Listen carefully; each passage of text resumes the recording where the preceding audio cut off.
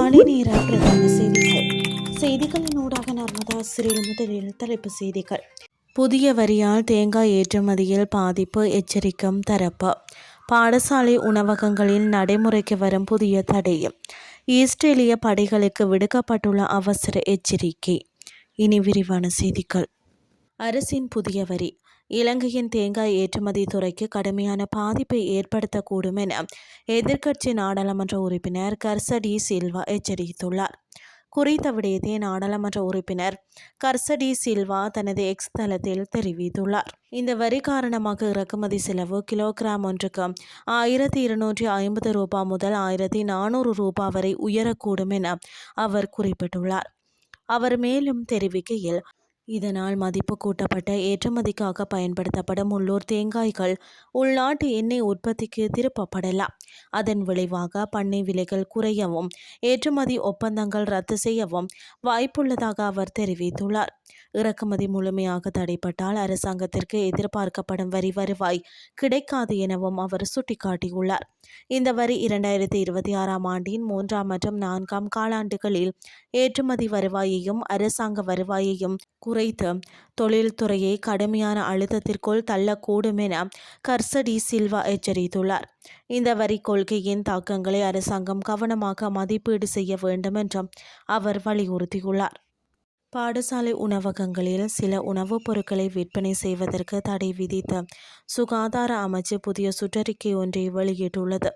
இதன்படி ஹொட்டாக், burger, pizza, biscuit, cake, கார்பனேற்றப்பட்ட பானங்கள், பதப்படுத்தப்பட்ட சிற்றுண்டிகள் மற்றும் பைக்கெட்டுகளில் அடைக்கப்பட்ட பானங்கள் உள்ளிட்ட அதிக சர்க்கரை, அதிக கொழுப்பு மற்றும் பதப்படுத்தப்பட்ட உணவுப் பொருட்களை விற்பனை செய்வதற்கு தடை விதிக்கப்பட்டுள்ளது. சுகாதார மேம்பாட்டு பணியகத்தில் நடைபெற்ற ஊடக சந்திப்பில் பேசிய ஊட்டச்சத்து பிரிவு நிபுணர் வைத்தியா மோனிகா விஜயரத்ன, பாடசாலைகளில் உணவகங்களை ஒழுங்குபடுத்துவதற்கும் கண்காணிப்பதற்கும் ஒரு வழிகாட்டுதல் கையேடு அறிமுகப்படுத்தப்பட்டுள்ளதாக தெரிவித்துள்ளார். பாடசாலை மாணவர்களிடையே அதிகரித்து வரும் அதிக எடை மற்றும் உடல் பருமன் பிரச்சினைகளுக்கு மத்தியில் இந்த நடவடிக்கை எடுக்கப்பட்டுள்ளதாக தெரிவிக்கப்பட்டுள்ளது. 2024ஆம் ஆண்டில் உலகளாவிய பாடசாலை அடிப்படையிலான மாணவர் சுகாதார கணக்கெடுப்பின்படி 13 முதல் 17 வயதுக்குட்பட்ட சிறுவர்கள் 12% பேர் அதிக எடையுடனும் 3% பேர் உடல் பருமனுடனும் இருப்பது கண்டறியப்பட்டுள்ளது.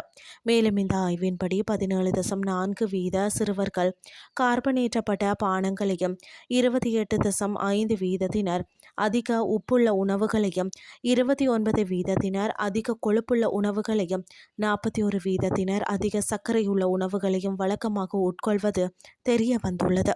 எனவே பாடசாலை மாணவர்களின் ஆரோக்கியம் மற்றும் ஊட்டச்சத்தை மேம்படுத்துவதற்கு பாடசாலை சிற்றுண்டிச்சாலைகள் திறம்பட ஒழுங்குபடுத்துவதும் கண்காணிப்பதும் இன்றியமையாதது என அதிகாரிகள் வலியுறுத்தியுள்ளனர். இனி வெளிநாட்டு செய்திகள். லெபனானில் அறிவிக்கப்பட்டுள்ள தற்காலிக போர் நிறுத்தம் மிகவும் பலவீனமாக உள்ளதால் கிஸ்புல்லா அமைப்புடன் மீண்டும் போர் வெடிப்பதற்கான சாத்தியக்கூறுகளை எதிர்கொள்ள இஸ்ரேலிய படைகள் எந்த நேரமும் முழு போர் தயாராக இருக்க வேண்டும் என எச்சரிக்கப்பட்டுள்ளது. தெற்கு லெபனான் பகுதியில் நிலை கொண்டுள்ள இஸ்ரேலிய படைகளை பார்வையிட்ட பின்னர் கருத்து தெரிவித்த அவர், அச்சுறுத்தல்களை முற்றிலுமாக ஒழிக்கவும், தேவைப்பட்டால் உடனடியாக தாக்குதல் நிலைக்கு மாறவும் வீரர்கள் ஆயத்தமாக இருக்க வேண்டும் என்றும் வலியுறுத்தியுள்ளார்.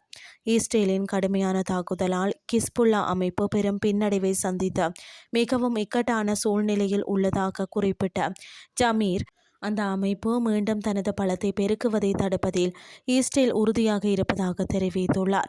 அமெரிக்கா மற்றும் ஈரான் இடையேயான பேச்சுவார்த்தைகளின் அடிப்படையில் தெற்கு லெபனானில் இருந்து இஸ்ரேலிய படைகளை விலகிக் கொள்ளுமாறு சர்வதேச அழுத்தங்கள் அதிகரித்து வரும் நிலையில் இஸ்ரேலும் தனது எல்லை பாதுகாப்பு மற்றும் தாக்குதல் தயார் நிலையை தீவிரப்படுத்தியுள்ளமை இதன் மூலம் தெளிவாகின்றமை குறிப்பிடத்தக்கது.